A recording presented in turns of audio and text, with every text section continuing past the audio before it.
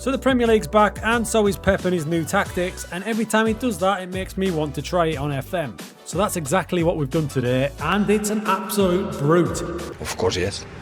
So we're going to use the tactic that Pep used against Chelsea to inspire us to create a new style of play in Football Manager. So it won't be a direct replication, because it's pretty impossible to replicate the great man, but what he's done with a particular player and role, we're going to chuck it in FM and create something brand new. Now the player in question is the great Kevin De Bruyne, and he played a very strange position against Chelsea to avoid the midfield press. So this is a snapshot from the game against Chelsea. When City line up, you put KDB in the centre or attacking midfield, but he spent all of his time over that side, and in front of him, Savio at the start, but then Doku played in front of him and inside him loads of the time. They actually attacked down that side with like a double wide player, which we've done in the past in our stupid tactics. I wonder if Pep's been watching. Of course, yes. So I tried to do it in match and it worked quite well. You can see there we've got De Bruyne and Doku, and that's how they lined up in the match. De Bruyne was spending more time out wide and Doku was just doing what he wanted, causing havoc on the inside, and nobody knew who was supposed to be marking KDB. So I thought I've got to try and make this in Football Manager, because making Pep tactics in Football Manager is dead cool with the positional play. And probably unsurprisingly, we did have a storming season, winning a treble, the Champions League where they obliterated Real Madrid, and the Premier League and the Carabao Cup. But it's City, it's not about how good the tactic is, it's trying to get a new funky movement. Having said that, it is always cool when the new tactic like this works really well. Check out some of these results. Are you ready? How about an 8-1 win against Manchester United in the Carabao Cup quarter-final? A 6-0 against Newcastle? There's that Champions League final against Real Madrid. It's not only the goals, it's the overall domination. Have another 6 against Arsenal, who were our big rivals in the league, like real life. Inter Milan got it in the Champions League for 5. Now, Liverpool did beat us at Anfield, but they probably shouldn't have. Look at the match stats. But that's okay, because we battered them at home. In fact, one of only 3 teams to beat us in the Premier League was Sean Dyche's Everton.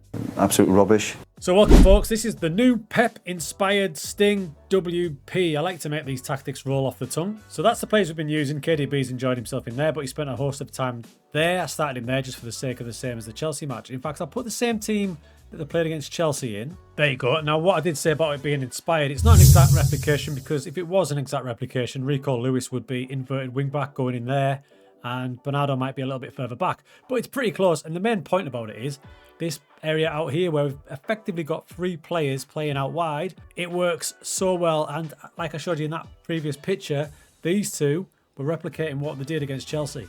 And if you look here, this is what the average positions were saying. Number 17 was KDB and number 11 is Doku. So you can see why, as I move this across a bit, why we've gone for that sort of shape there. It's pretty similar. I'm pretty happy with that. So if we take a look at the average positions, you'll be able to see it here. This is us with the ball. So you've got your back 4, the holding midfielder, then you've got your triple threat down the right hand side. That's your wide playmaker, and that's your inside forward, who effectively starts acting like an attacking midfielder, just sat in a bit, and you've got your attacking midfielder there. It's beautiful. Now, out of possession, it does drop into somewhat of a 4-5-1, so you're looking pretty solid for an overall shape of that. So here's what it looks like when you've got the ball. When it goes back to Edison there, they'll drop back into the set shape, and you can see number 10 in is our wide playmaker, and there's the inside forward, and you can see how narrow he goes because he's got players already there. He sits inside, so it gives you an extra striking option as it goes out wide.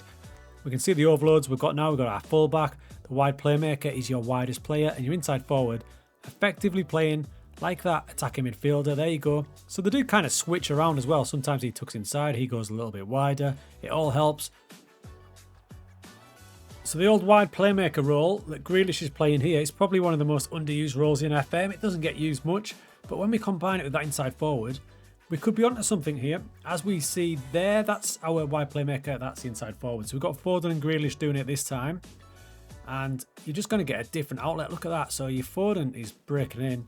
Little assist from the wide playmaker. Lovely. Now, defending could be an issue, but I think we've helped the situation by marking specific position. What we've done is mark centre midfield right, so he'll kind of drop back in there, and then this player here will cover the wide.